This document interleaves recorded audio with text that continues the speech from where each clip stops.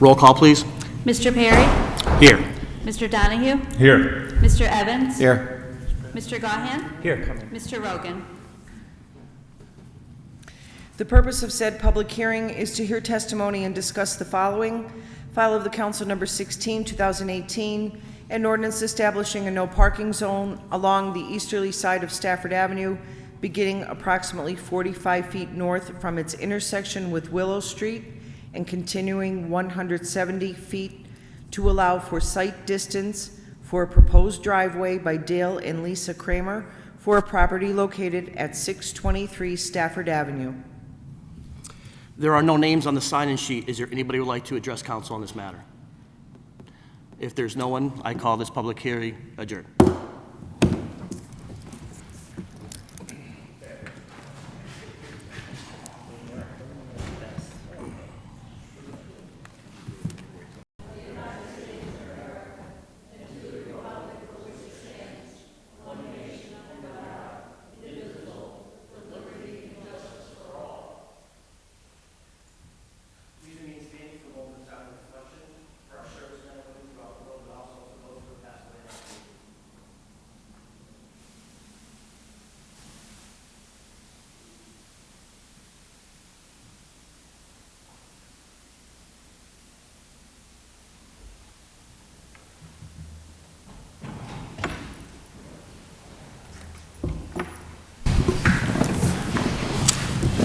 Roll call, please.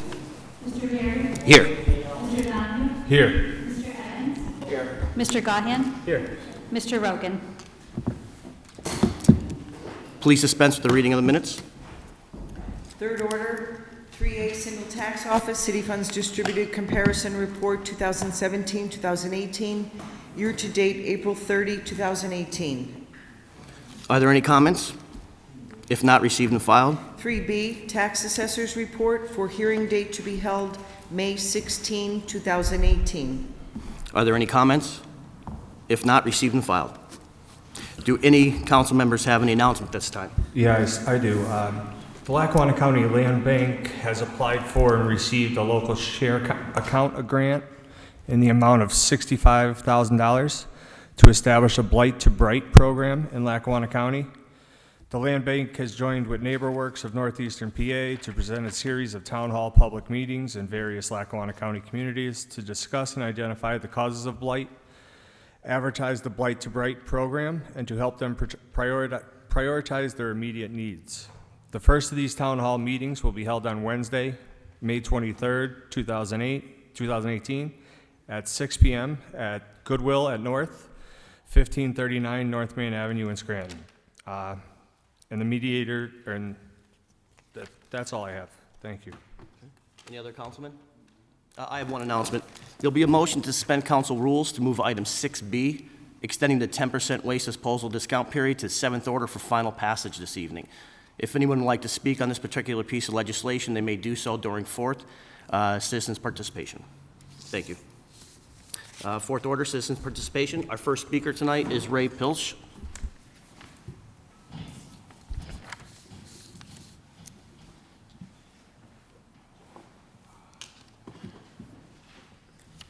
Thank you all. I'm Ray Pilch, P-I-L-C-H, from 102 Longfellow Close in Music. Yes, Mr. Pilch, this is for Scranton residents, but we'll let you speak tonight on your issue. Thank you. You're welcome. It concerns Scranton. Understood. First off, I have full beard, and that's the only full beard before mine, so. I have a heart attack, 3 strokes, other issues, and I live on Montage Mountain. When cars go over, they have to pass my back door to get to the area where the pavilion is. About a mile from the pavilion is where I live. Now this is coming up to the season of concerts, and we've had a problem in the past with Camp Bisco in particular. I've called Com Center, and they won't do anything because it's in Scranton.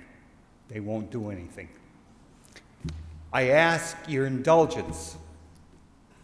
There's an ordinance for noise abatement. If it's residential, 10 p.m. until 7 a.m., they have no right to have noise. Now, I live over a mile away, and I hear from my place. At 2:30 in the morning, they started an act. Now, I have no problem at midnight, but I don't think I have to be imposed on at 2:30 in the morning. Right. Attorney Minor, am I wrong? Is that the concert series is run by the county and the sheriff's department? Right, it is. And they've got to control the venue. They patrol it, they police it. So I don't know that Scranton Police Department can come in and shut down a county-run facility. There's clearly a jurisdictional problem that I understand. Yeah, But I don't know that a municipal police department has the authority to order a county police organization to do one thing or the other. By the I would- statute, you can. It's Well, there- spelled out in ordinance from 97. Well, let's do this, That- Mr. I know the 317. ordinance. Let's, Mrs. Reed, can we send correspondence to Chief Graziano and just ask him where our level of jurisdiction is for the concert series? And then we'll go right to the top, and we'll get your answer for you as far as. That's all I you know, ask, Right. that you do your best. I mean, there's a jurisdictional problem, and, it's like everybody wants that. Last year, they had one death at least and 11 hospitalizations for the concert. But they can't release any information because of privacy concerns. And, I have no problem with the Peach concert. They're older hippies like me. No problem. The problem is Camp Bisco. 2 years ago, they had for over a week, the park was closed because they had to clean up. I mean, so. Okay, your we'll try to get you a indulgence- definitive answer on what the Scranton Police Department's, what their jurisdiction and what their job is for that concert. Thank you. Absolutely, absolutely, you're welcome. Thank you. Thank you. Next speaker, Bob Bolus.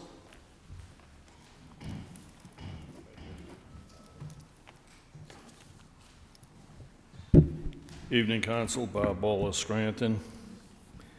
And B,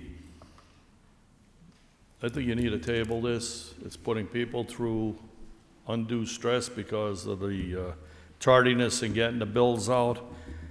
But more importantly, I don't believe we should have to pay $300 to have our garbage picked up. We're already getting killed in this city, paying school taxes, all our other taxes here. In our taxes, we pay for garbage. Before anything is done with this, I'd like to see a complete accounting of why we have to pay $300. I want to see it in black and white, a basic, simple accounting principle.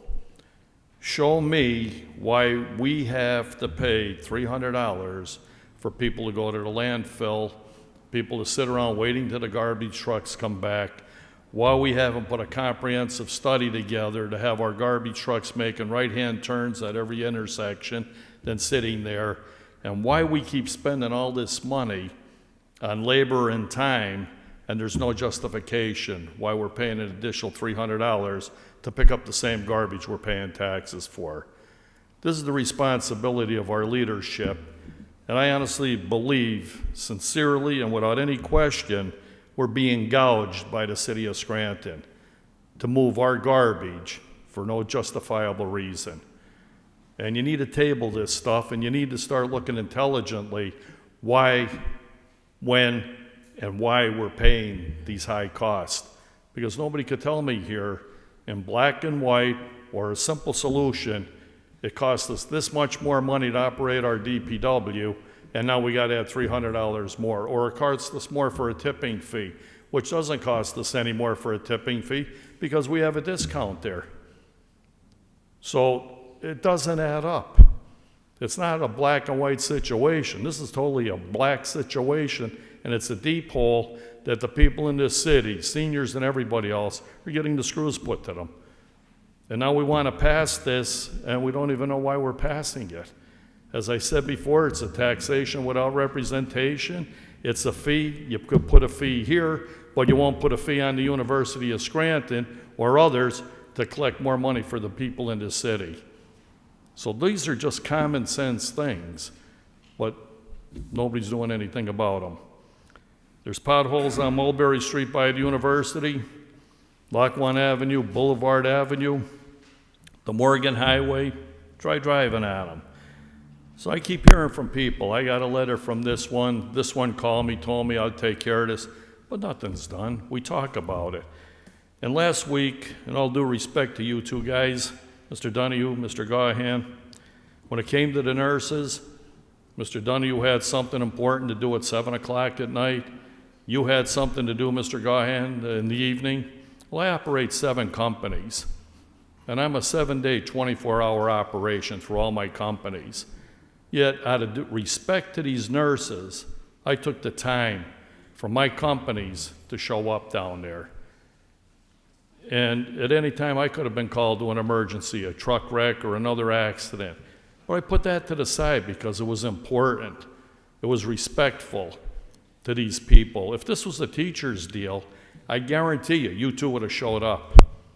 No ifs, ands, or buts about it. But teachers take money from us. They're killing this community, but the teachers save our lives and give us the health care. And then you read a letter from a phantom doctor who's unnamed.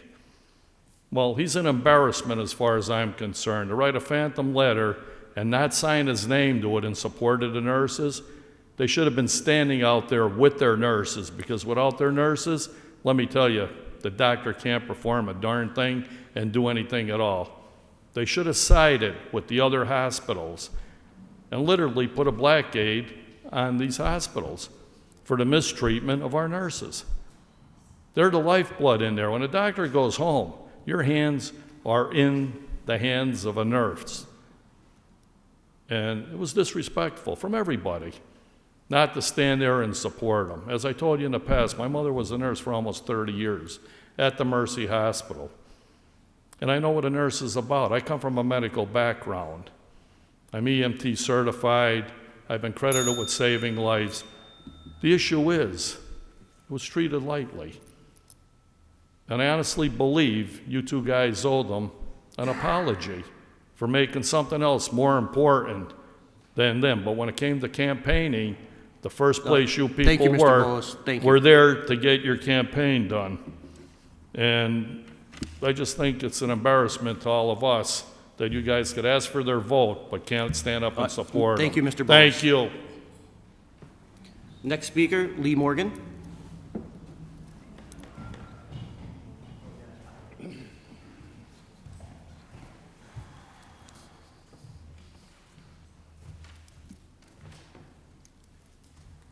Good evening, Council. Lee Morgan. The first thing I have here today is that I'd like to note the passing of Mr. Mark Meehaw about 10 days ago, a Scranton resident who I grew up with, and You know, I just would like to say that here because he's a city resident and he has passed and he was a hardworking, good man, and I think he should be noted. But besides that, my question is, Councilman Perry, does the city council have a copy of the litigation regarding the sewer authority? I'll refer to Attorney Menor. Do we have a full copy of that? What litigation between the city and the sewer authority are you referring to? Well, it's been in the newspaper that somebody is suing the city of Scranton over the sale of the sewer authority, and I'd like to look at that. Oh, so it's not between the sewer authority and the city. It's between somebody else, an individual in the city. Well, it seems to be that way, and the sewer authority is involved. Well, I'm But sure since the sewer authority doesn't necessarily really exist at this point, I figured I'd save myself a trip of going down to the courthouse or looking it up on the internet. But I do note your point. The other thing that I have here, because the thing that interests me about the sewer authority sale is, does the city of Scranton, in the sale of the sewer authority, or allowing the sewer authority to be sold, however, whoever wants to look at the issue, does the city and the council and the authority itself have the ability to give to the new owner of the sewer authority, Pennsylvania American Water, the funds that were mixed, because it was a mixed system, and a certain percentage of the fees that residents were paying for their sewage were earmarked for maintenance of the stormwater collection system. And my question is that in this complaint, has that issue been brought up before the court? And I guess the only way I'm going to find that out is if I go look it up myself. But I thought if council had a copy of that and council had read it, then they could tell me if that was indeed in that. And my other issue here tonight is that politics is spinning in regards to House Bill 76. And I just hope that everybody that's going to vote soon will realize that House Bill 76 is a very flawed document. It's not even worth voting on it. It's not going to give the relief that people really need because they're going back to the same people that are already overtaxed. Any new plan to raise revenue to replace property tax has to be much different than what they're considering. And I also believe that all property tax should end, not just school tax. And I think that a way to do that is to tax interest on every level in Pennsylvania. Mortgage interest, credit card interest, all of it at a certain percentage, whether it's 1/10 of a point or 1/2 a point. Depending on how many trillions of dollars of credit is in play in the Commonwealth of Pennsylvania, it will raise an awful lot of money, and not 10 cents will come out of a working person's pocket or a homeowner's pocket or a senior citizen's pocket. I also think that the casino money needs to be recaptured and redirected to help eliminate that tax. And I think that all movement electronically in the Commonwealth of Pennsylvania needs to be taxed at a certain percentage. Because if this is accomplished and we create a new revenue stream, then all the residents that are at this time just buckled under the weight of property taxes will be relieved of that burden. And I don't see how anybody can justify raising the personal income tax to help to abolish property tax, because payroll taxes have reached a point where there's just entirely too much income being taken from ordinary wage earners across the spectrum in Pennsylvania. And I think it's time to elect people that have new ideas and are willing to tax the people who have the power. Money. Thank you. Thank you. Next speaker, Joan Honowanitz.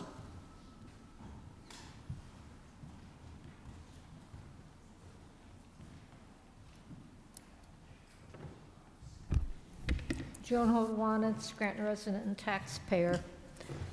I was really amazed when I saw the agenda for tonight.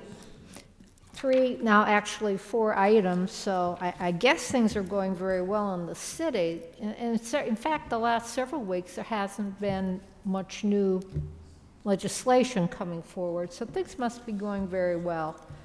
But I do want to talk about 6B in one regard. I'm lucky. I don't have to pay a garbage fee because in the Forum, we have a private waste hauler. And I guess it costs me about $50 a year for garbage and recycling.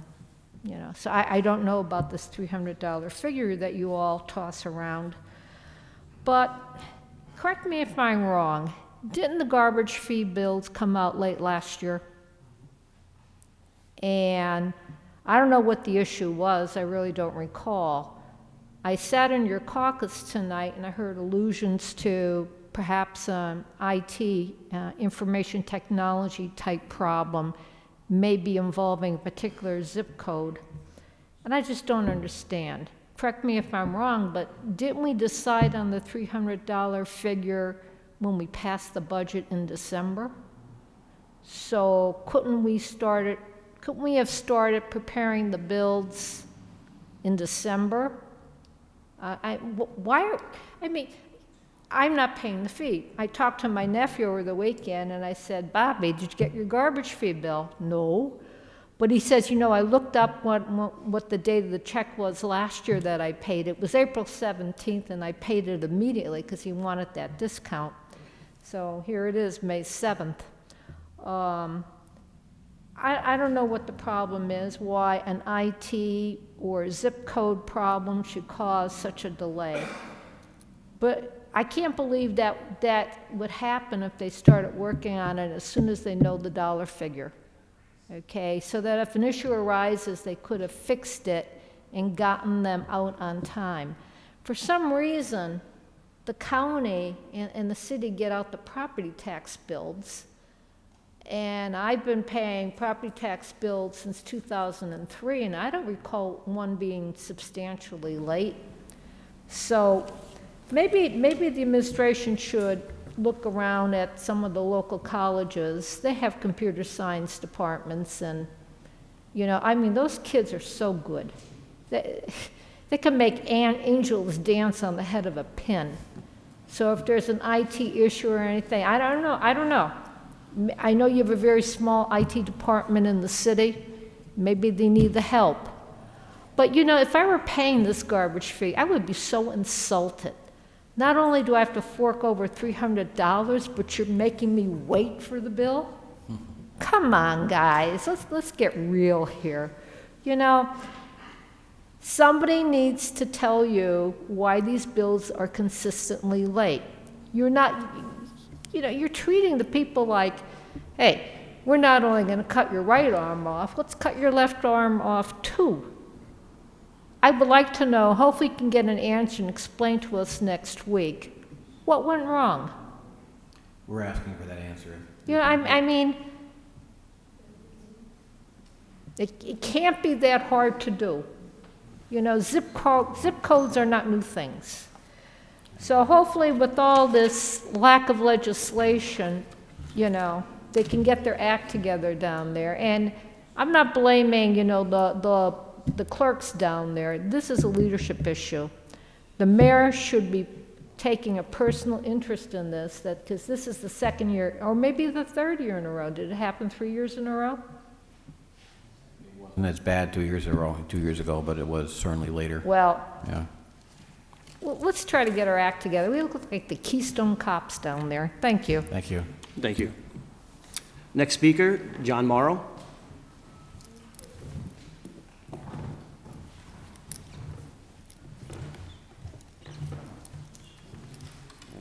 Good evening, Council.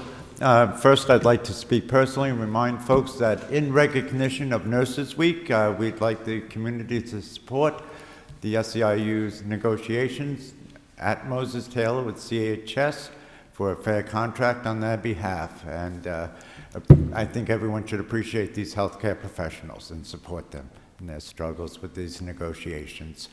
Now, on behalf of the Lackawanna River Conservation Association, this Saturday, May 12th, we are holding our annual Riverfest. And again, we'd like to invite the community to come down, join us. The LRCA has worked tirelessly for 3 decades now to help clean up the river, establish trails, many programs, everything from the stormwater management programs to land conservancies and community outreach and education programs. And events such as this are an important part of supporting our organization. So again, I'd like to thank everyone for support over the years and hope to see everyone Saturday. Thank you very much. Thank you, Mr. Morrow.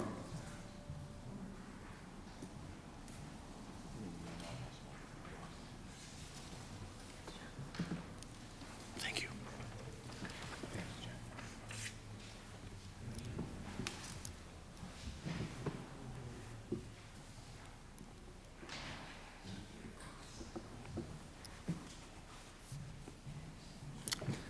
That's all the names on the sign-in sheet. Is there anybody else that would like to address council tonight?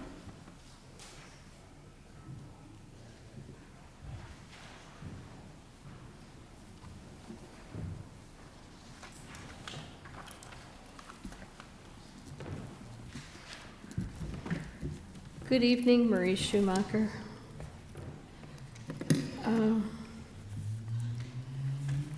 First off, are we going to get the audit by 5/31?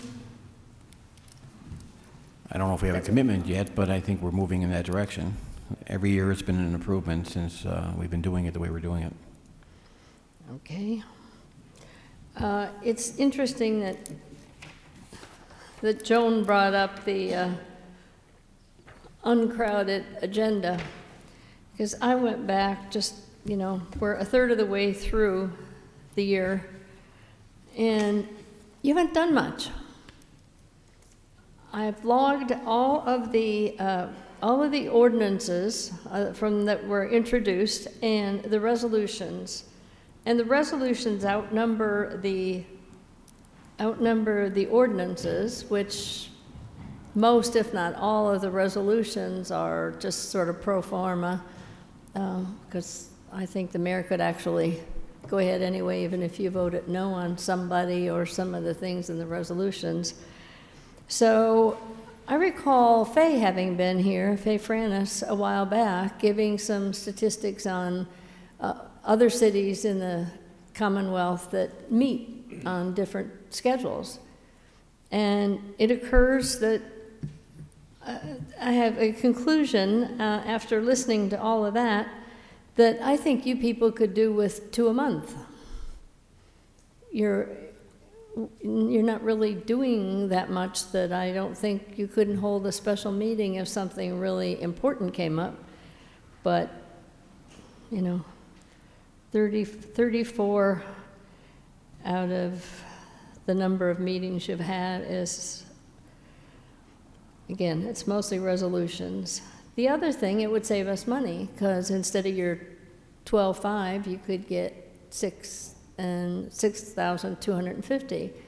No different. All those savings could apply just as eliminating the citizens' comments and dialogue with council could help.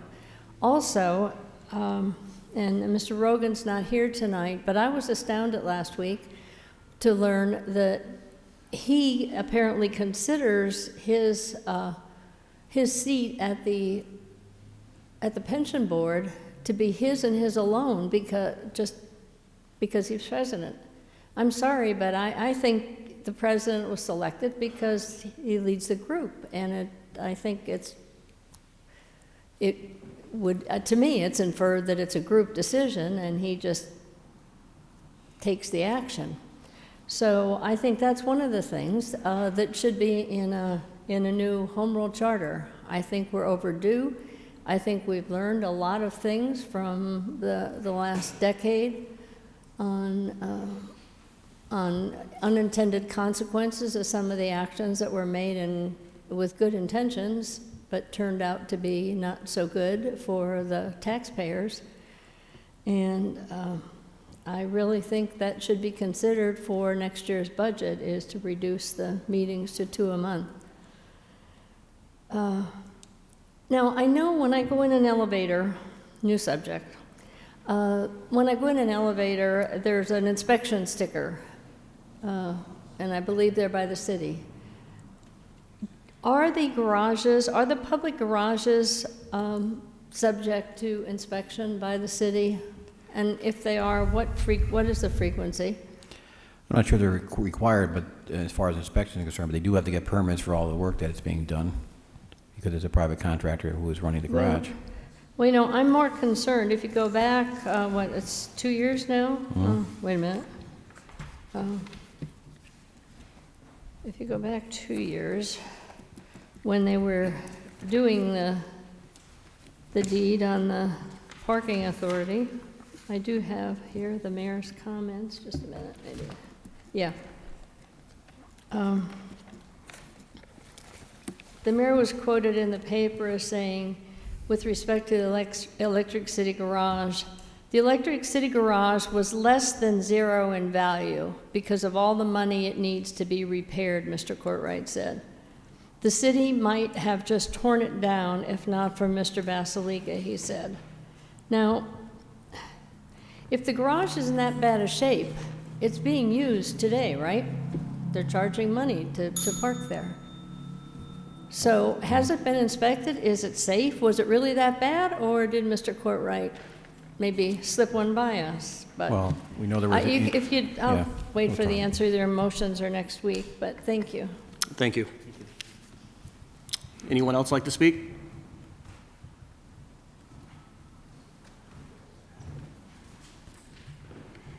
Good evening, Council. Dave Dobson, resident.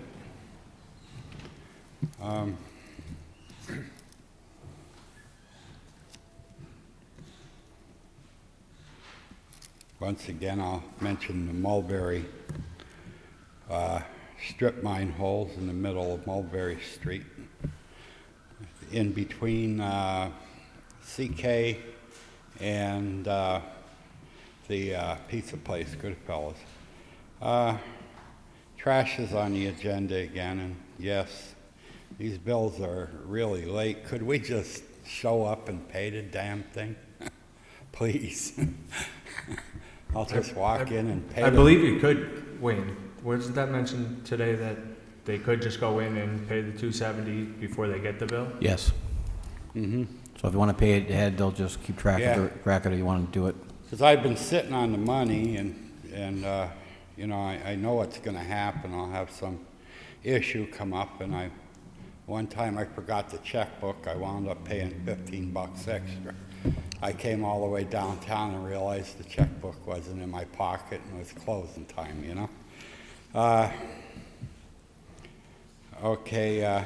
And on trash, we probably do need a study on how much it takes to show up at somebody's house and then separate it into two things, especially if it's ever considered that by volume, how much it costs to dump what they do, because it would be unfair. And I would mention that to saddle somebody that has a bigger volume of trash paying for them to show up at the next guy's house, and it's also unfair a little bit if somebody's not recycling and so forth. And when I mentioned the recycling barrels, what I'd like to see as far as fines and all of this quality of life businesses, say put a sticker on it. This is not a suitable use for this can. And then, you know, just a decal or something, the guys removing it can slap it on. Hey buddy, you got too many recyclables in your trash. You know, we see it and we're aware of it. And when the bag got busted open by the compactor or whatever, there's lots of cans and bottles and stuff like that, plastic especially, glass. It might as well just go to the dump. It's not that processable. You know, but don't come down on somebody and slap them with a huge fine, because that's bad politics, especially at election time. Let me tell you, if somebody comes up with some of these ideas and people start really getting stomped on by inspectors and so forth, they're going to be mad. They're going to be mad. So if you have any future aspirations for public office, you might want to keep that in mind. By the way, that one house that was mentioned a few weeks ago, they did repair the chimney. It was a concern. I could see why the person next door was concerned, because it looked like it was just about ready to topple into their house. And naturally, you shouldn't have to live like that, worrying about somebody else's house or a piece of it falling into yours. And I mentioned on activism last week, I'd like to see our council and our mayor start to push back with the state and with the county and with the federal government when somebody's out of line, when they think that we should just be happy with 35% tax-exempt property, state buildings, this, that, the schools, whatever. Yeah, a lot of them do good things and they employ a lot of people, but they don't necessarily have to even employ anybody from Scranton. And furthermore, it's excessive burden that we have to keep raising taxes on a smaller and smaller group of people. And in many towns, they probably have 5%. They have the church in the valley by the Wildwoods, or the fire company, which is a nonprofit, or something like that, but not the expansive tax exempts that we have. So I'll wrap it up with that. And think about it, because it's time. We really need some rescue there, and I don't know if selling everything is the answer anyway. Have a good night. Thank you. Thank you, Mr. Dawson. Anyone else like to address council? Fifth order, 5A motions. Mr. Donahue, any motions or comments tonight? Yes, just quickly, as a follow-up to Councilman Gaughan's request from a few weeks ago, I've also sent a request for an update on the status of the Crowley Park renovation project that was announced in the fall. And also last week, we received a notification that the city issued an RFQ for a special labor council sometime last week. Councilman Gaughan and myself will be sending a request for a meeting with the law department to, hopefully get them to delay awarding this contract, because this is something that's come up in our shared services committee meetings as a possible shared service between the school district and the city. Also, in light of the fact that garbage bills have not still gone out, I've requested that Mrs. Reed send the treasurer's office a request to provide a memo detailing any and all issues that have prevented the bills from going out in a timely manner, so that hopefully next year we could get this issue addressed. And then lastly, I'm not going to dignify the majority Commissioner Cummings' ignorant and quite frankly despicable comments at last week's commissioners meeting with a lengthy response. But I must say that in light of the opioid epidemic that is raging through our community, it disgusts me that we have an elected official who is so stubbornly ignorant towards actual facts. That's all I have. Thank you, Mr. Donahue. Mr. Evans, any motions or comments tonight? I do, and I will dignify the comments that were made last week a little bit further. I'm going to talk about medical marijuana, so I guess I just can't help myself. The comments made at last week's recent Lackawanna County Commissioners meeting should not be ignored. First of all, it's very clear that one of the commissioners has strong negative feelings toward the burgeoning industry of medical marijuana. So let me be perfectly clear. This city council welcomes this industry to the city of Scranton, even if there are unwanted, or it is unwanted by other elected officials at the county level. We want your dispensaries. We welcome your growing facilities. We welcome your jobs. We welcome your commerce, and we welcome your mission. I was somewhat dumbfounded to learn that the county commissioner who railed against the medical marijuana industry did not know that the state legislature passed into law the use of medical marijuana in 2016. For the record, the Republican-controlled House voted 149 to 43 in favor. The Republican-led Senate voted 42 to 7 in favor. In the divided political climate that we live in, that's a landslide. On a more personal level, I found many of the comments made by the commissioner almost heartbreaking. And while the level of misinformation was certainly evident, it was a lack of compassion in some of the statements that I found most disturbing. If I may, I'd like to explain my comment a little further. My mother spent 33 years of the 73 years she had on this earth battling various types of cancer. I can't even count the times she received chemotherapy treatments during those decades. I only wish at the time that she could have had access to medical marijuana, because if it gave her one day of relief from the severe nausea, and if it gave her one day of comfort from the constant pain, it would have been a gift. The study from the Journal of the American Medical Association stated that states that allow medical marijuana, including Pennsylvania, have seen a 6% drop in opioid prescriptions. I only wish that the daughter of one of my best friends could have had the opportunity and access to medical marijuana, and that somehow she could have been one of those 6%. And maybe she'd be alive today. And my friend would still have his daughter. And her daughter would still have her mom. As we all know, words have consequences. And millions of people who seek relief and comfort through the use of medical marijuana are not stupid. They just want help. That's all I have for tonight. Thank you. Thank you, Mr. Evans. Mr. Gahan, any motions or comments tonight? Yes, just a few. First, I agree with Councilman Donahue on asking the treasurer for an explanation on why the garbage bills have taken so long to go out. Quite frankly, there are people in the city who budget for this every year, and they're waiting for it. So, I mean, the city, goes to people and says that they need this money every year, and they don't really act like it. So I do think that an explanation is warranted, and we have this legislation on our agenda. It really should have came as backup with the legislation. If we're going to ask for a deadline, then there should have been an explanation from the administration as to why it's taking so long to get the garbage bills out.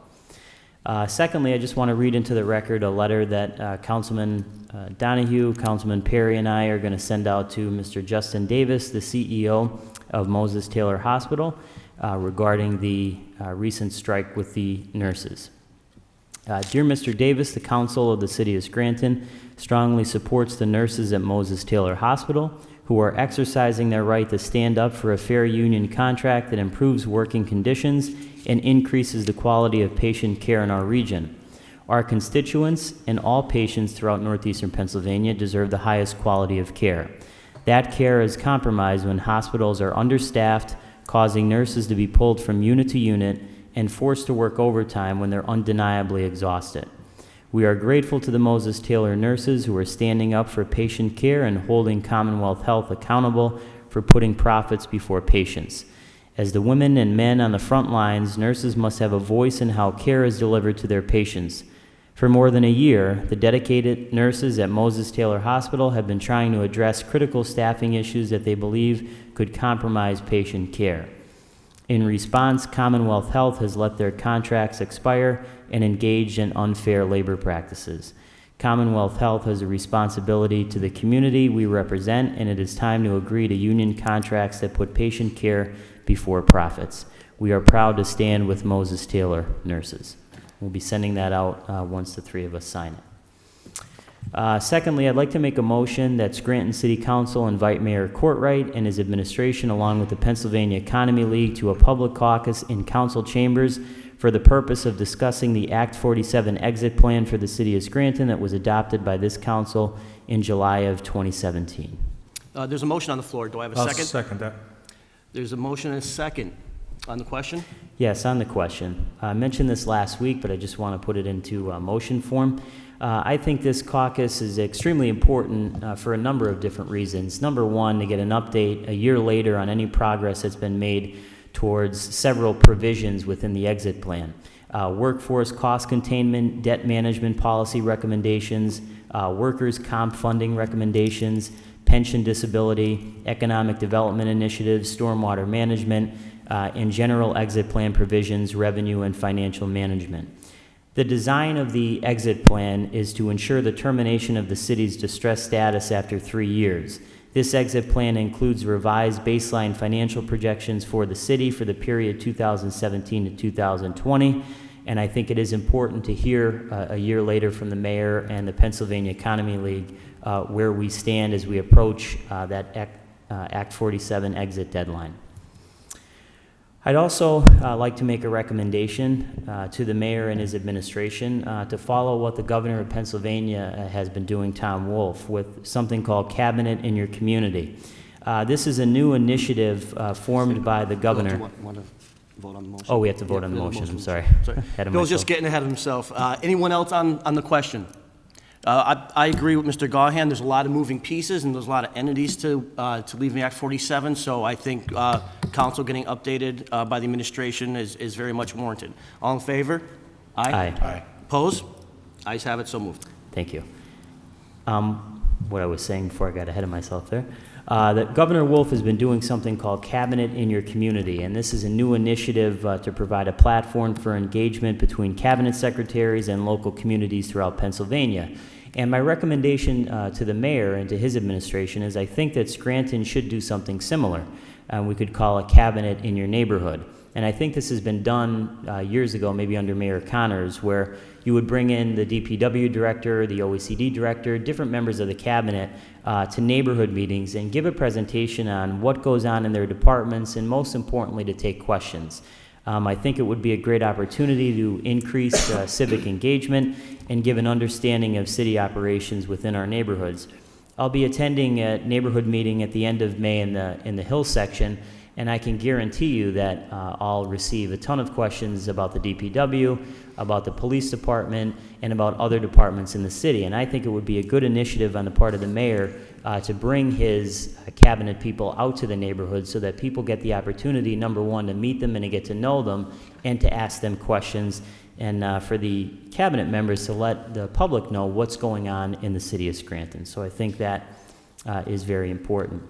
Councilman Donahue also mentioned something that I think is extremely important, and that is that the city of Scranton recently issued an RFQ, a request for qualifications for labor council for the city of Scranton. And we recently had a meeting with directors Cognetti and Gil Martin about shared services between the city and the school district. So the first area that I think we're going to take a look at is if we can share labor council services between the school district and the city. I believe that it may be a way to save real money and be more efficient. So we're looking to streamline the city and school district legal structure to benefit the taxpayers of the city of Scranton. Some of the possible benefits that we're looking at include a higher quality, more consistent and joined up legal service to government, better sharing of expertise and good practice, building greater specialism in cross-cutting areas, as well as savings and efficiency through the sharing of common processes and the more flexible and responsive use of legal resources. So what we're going to ask for is a meeting with the city administration, the law department, and we will ask them to hold off on issuing an award for that request for qualifications so that we can explore this possibility, as I said, to save money. We also, in our meeting with the school directors, discussed possibly sharing legal services between the council and the school board with our solicitors and possibly bidding that out as well in the future to save money and become more efficient. So we're looking at these options, and this will be one of the first things that we do, I think, with our Shared Services Committee. And that's all I have this week. Thank you. Thank you, Mr. Gahan.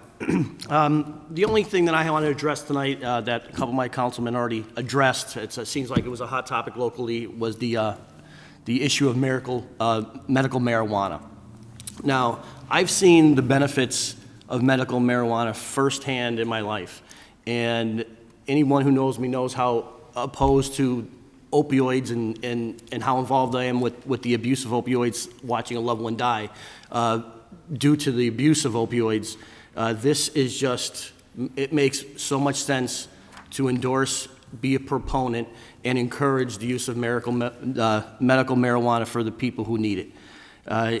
The benefits that I've seen firsthand is with my wife, who is currently a cancer patient, is it relieves her anxiety, it relieves some pain, it helps her sleep, and it helps her eat, which helps her keep her weight on. All the things that are first and foremost in anybody who's recovering and battling cancer in their life. And she's doing fantastic. And I can't, you know, seeing it firsthand, it makes so much sense. So of course, you know, I, like many of us up here, if not all of us, you know, are for medical marijuana, and definitely the dispensaries, the groweries, in having them in our city. But I'll do you one better. You know, I'm in favor of actually decriminalizing it in the city of Scranton as well. I think it ties up our police officers. I think it ties up our judicial system and our correctional facilities. There's many other cities out there that are looking at this, and I think it's a waste of time and a waste of money to go after these issues, just like Prohibition was back in the day. Now, that opens up the door to the use of recreational in the state of Pennsylvania. You want to talk about an immediate revenue stream, let's talk about recreational marijuana. In a state that is in dire need of a revenue stream, you know, why is this not first and foremost in the front in our communities and in our state? We need to get it there, in my opinion. You know, it's a hot topic, so there's probably going to be as many people out there that disagree with me that agree with me, and that's okay. So let's get the discussion started. Let's keep it going, and let's benefit from what it has to give. There's a lot of research, there's a lot of data out there. So let's dig in. Let's bring this up to our local governments and our state reps and our state senators, and let's see if this is an avenue that we need to take. But to say that medical marijuana isn't a benefit, and knowing that the opioid addiction and crisis is out there, it just very nicely, it doesn't make too much intelligent sense. And that's all I'm going to say. I'm not going to go any further. I think I'll take the road that Mr. Donahue took, and I'll leave it there. That's all I have. Thank you. 5B for introduction, a resolution authorizing the mayor and other appropriate city officials to apply for and execute a grant application by the City of Scranton Police Department, and if successful, a grant agreement, and accept the funds related thereto from the Pennsylvania Commission on Crime and Delinquency National Crime Statistics Exchange Program in the amount of $23,400. At this time, I'll entertain a motion that item 5B be introduced into its proper committee. So moved. Second. On the question, all those in favor of the introduction signify by saying aye. Aye. Aye. Opposed? Ayes have it, so moved. Sixth order, 6A, reading by title, file of the council number 16, 2018, an ordinance establishing a no parking zone along the easterly side of Stafford Avenue, beginning approximately 45 feet north from its intersection with Willow Street and continuing 170 feet to allow for sight distance for a proposed driveway by Dale and Lisa Kramer for a property located at 623 Stafford Avenue. You've heard reading by title of item 6B. What is your pleasure? I move that item 6A pass reading by title. Second. On the question, all those in favor signify by saying aye. Aye. Opposed? Ayes have it, and so moved. 6B, reading by title, file of the council number 17, 2018, an ordinance amending file of the council number 4, 2018, entitled, an ordinance amending file of the council number 17, 1994, entitled, an ordinance as amended authorizing the governing body of the city of Scranton to enact a waste disposal and collection fee for the purpose of raising revenue to cover the waste disposal and collection costs incurred by the city of Scranton for the disposal of refuse by imposing a waste disposal and collection fee of $300 for calendar year 2018, and the same shall remain in full force and effect annually thereafter, to extend the May 1, 2018 discount date to May 31, 2018, to enable residents to take advantage of the 10% discount when paying their refuse bill in full. You've heard reading by title on item 6B. What is your pleasure? I move that item 6B pass reading by title. Second. On the question, all those in favor signify by saying aye. Aye. Aye. Opposed? The ayes have it and so moved. I make a motion to suspend the rules to move item 6B to seventh order for final passage. Second. On the question, all those in favor signify by saying aye. Aye. Opposed? The ayes have it and so moved. Seventh order, 7A, formerly 6B, for consideration by the Committee on Finance for adoption. File of the Council Number 17, 2018, amending file of the Council Number 4, 2018, entitled, an ordinance amending file of the Council Number 17, 1994, entitled, an ordinance as amended authorizing the governing body of the City of Scranton to enact a waste disposal and collection fee for the purpose of raising revenue to cover the waste disposal and collection costs incurred by the City of Scranton for the disposal of refuse by imposing a waste disposal and collection fee of $300 for calendar year 2018, and the same shall remain in full force and effect annually thereafter, to extend the May 1, 2018 discount date to May 31, 2018, to enable residents to take advantage of the 10% discount when paying their refuse bill in full. What is the recommendation of the chairperson for the Committee on Finance? As chairperson for the Committee on Finance, I recommend final passage of item 7A. Second. On the question, roll call, please. Mr. Donahue? Yes. Mr. Evans? Yes. Mr. Gahan? Yes. And Mr. Perry? Yes. I hereby declare item 7A legally and lawfully adopted. If there's no more further business, I'll entertain a motion to adjourn. Motion to adjourn. Adjourn.